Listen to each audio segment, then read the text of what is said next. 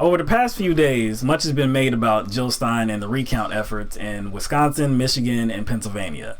And what really struck us is the amount of vitriol that has been leveled at Jill Stein because of this. Now, when we first heard about this effort, about this contesting the results in these states, we had questions because it didn't really seem like we understood why she would be able to, or, why she would want to do this.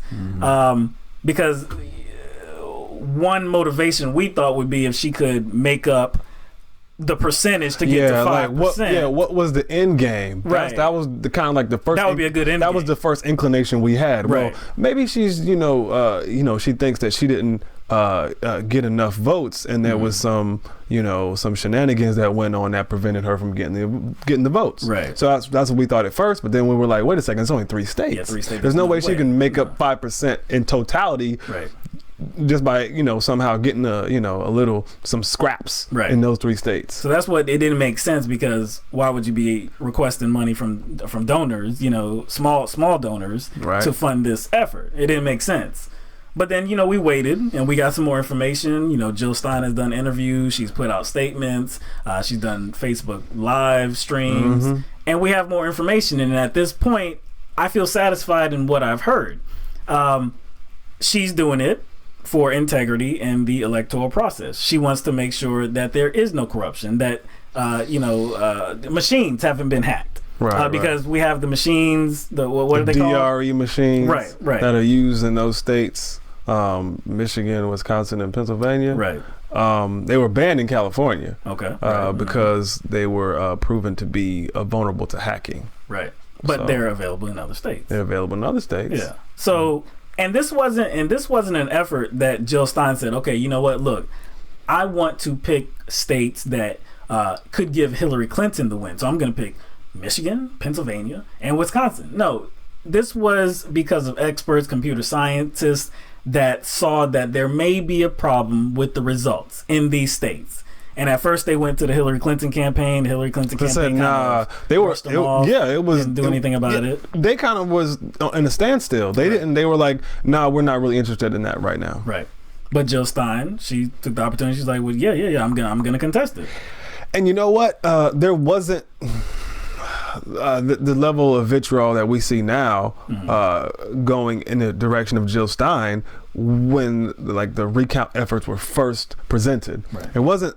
Not like this now. But as soon as the Clinton campaign and Clinton supporters, kind of got in on involved, it, then that's when the shitstorm came. So it's the involvement of Clinton. It's the interjection of Clinton into this. Go on Jill Stein's Facebook page. Every post that is related to the recount, it's like a resounding level of dissatisfaction with people. The top comments on every post, it's like, man, oh man, people are going off. And see, I understand that, because I don't like Hillary Clinton. I think she's a horrible politician. She's not a public servant. I wouldn't want her as president. But one, I don't believe that this recount is going to install her as president, because that would be a precedent, because that's never happened before, this amount. In all 3 states, Wisconsin, Michigan, and Pennsylvania, in history, there's never been a candidate, overcame that big of a gap. Right. In either one of the states, even the state with the smallest gap, which is Wisconsin. So it's highly unlikely that she would become president. So, look, I understand that it's at least a possibility, though, and I understand that people do not like Hillary Clinton. Like I said, I don't like her either.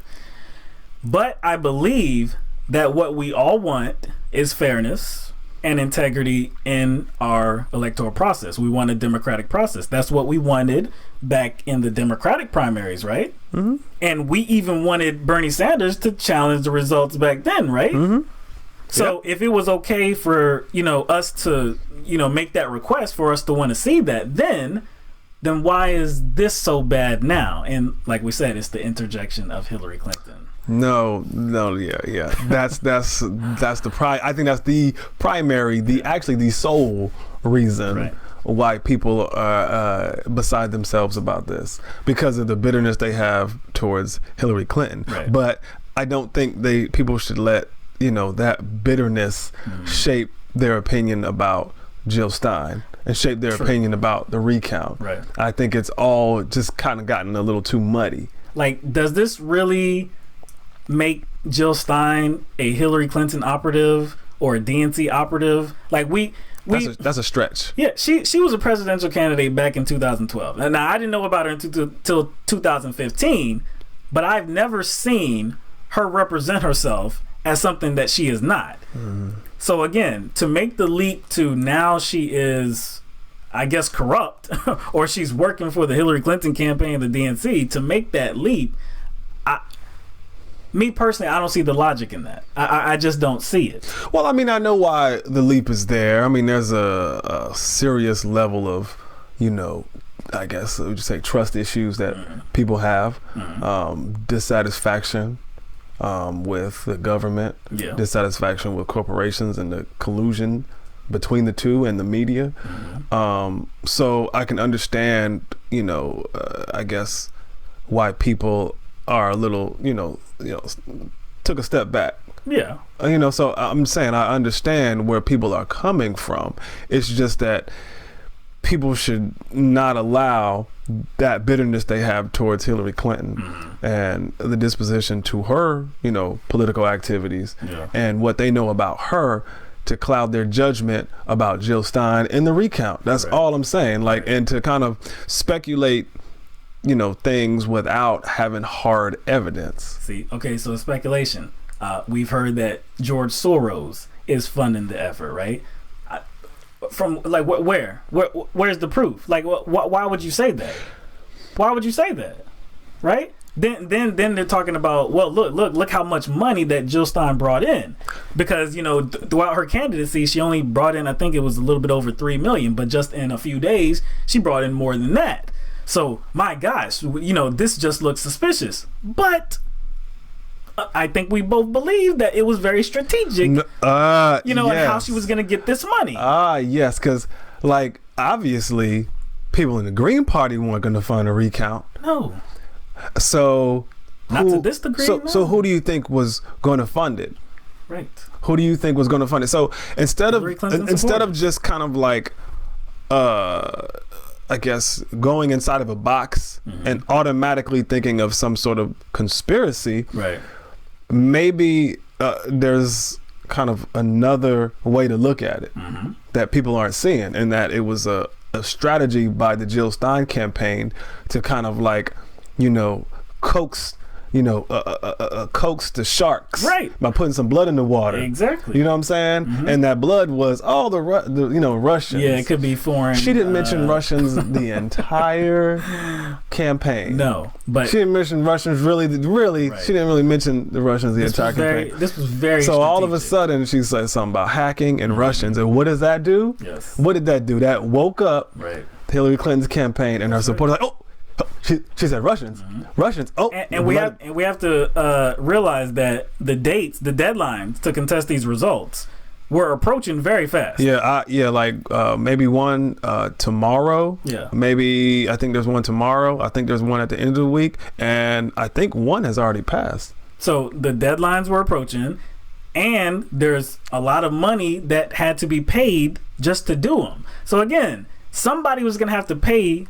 Somebody was gonna have to fund this effort, and it just wasn't gonna be Green Party supporters. It just wasn't. I've heard that, why didn't she contest other states like California? Hillary Clinton won California. Yeah, so there's no way Hillary Clinton supporters would have contest. Yeah, so why? Yeah, because if the money is gonna come from them, why would they contest a state that she already won? So it's like, just look at.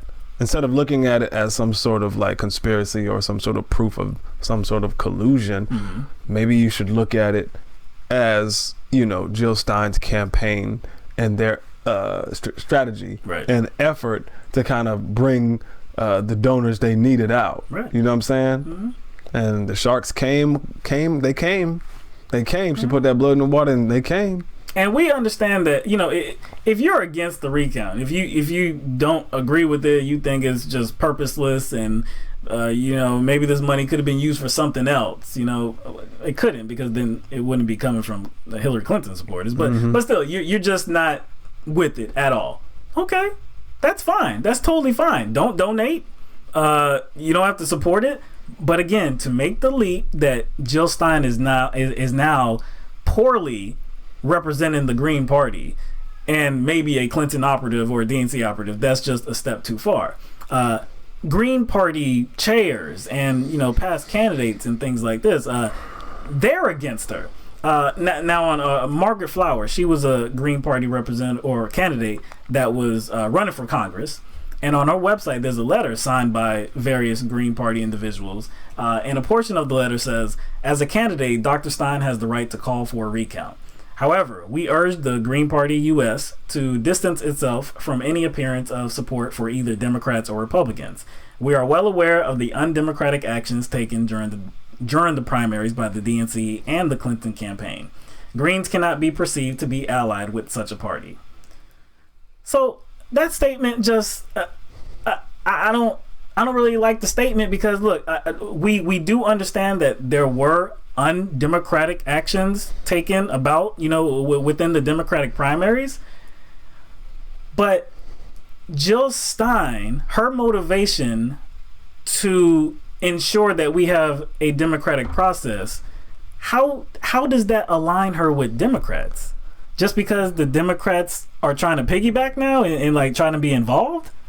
Does that exactly? Just because they have co-opted the effort, right? That doesn't define Jill Stein's effort. No, it doesn't. And it doesn't muddy her waters at all. It doesn't. And what kind of jumped out at me about that comment was the fact that she says that there's like a perception, right? That there's some sort of like that they're aligned. There's a perception that's like, who created the perception? I was like, people are making that connection, and through that connection, you pretty much set up your own perception. Right. Now you're saying that perception is reality, and then you created it. It's like an echo chamber. You know what I'm saying? Like you said. The Democratic Party, the Clinton campaign, definitely co-opted it. They definitely piggybacked and was like, yeah, well, we'll be involved. So we understand that their motivations could be very different than Jill Stein's. But it doesn't mean that now Jill Stein's motivations are corrupted and now she's working for them. Like if the Democratic Party finally wanted to do the right thing, right, on one issue maybe, and they were like, you know what, we're going to implement single-payer health care. I'm with them. Now, am I with the Democratic Party? Hell no, because I know that they're a corrupt corporatist party. But on that issue, I'm with them. So it doesn't mean that now I'm, a DNC operative or a Hillary Clinton operative or part of the Democratic establishment. I'm just trying to do what's best, what I think is best.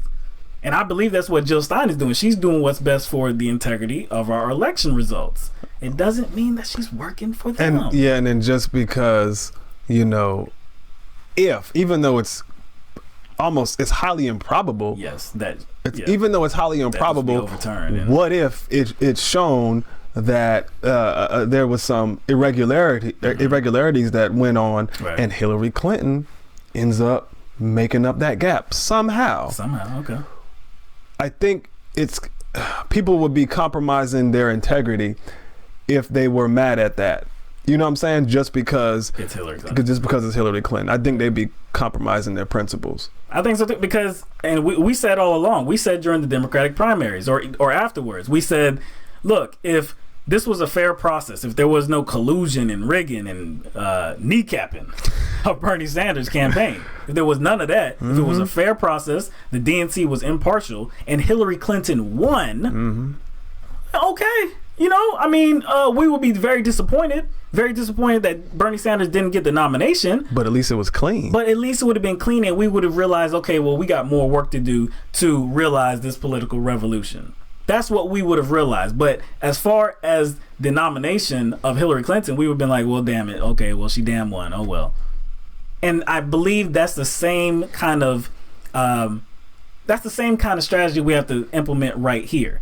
We want fairness. We want democracy. We want to ensure that that the election results are actually valid. And I think that's why after, Bernie Sanders conceded to Hillary Clinton, Bernie Sanders supporters at the time weren't just going to jump ship and jump on another train because they knew something went down. That's right. And, like we've talked about before, there was a serious amount of skepticism involved in people who supported Bernie Sanders and skepticism in the system. And that's the reason why we supported Bernie Sanders, because he kind of, he stood up to the platform we believed in. Right. So there was already skepticism built in within this movement. So, I wish that same level of skepticism would be applied right now.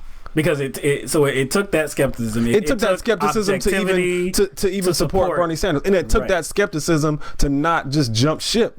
When Bernie Sanders himself said, just support Hillary Clinton. Everybody was like, no. Where is that now? Where is that level of skepticism now? Because most of it is just pure speculation. Right. And that's all I have a problem with. And like I said, I still love my people. Yeah. I'm saying we still love y'all. Yeah.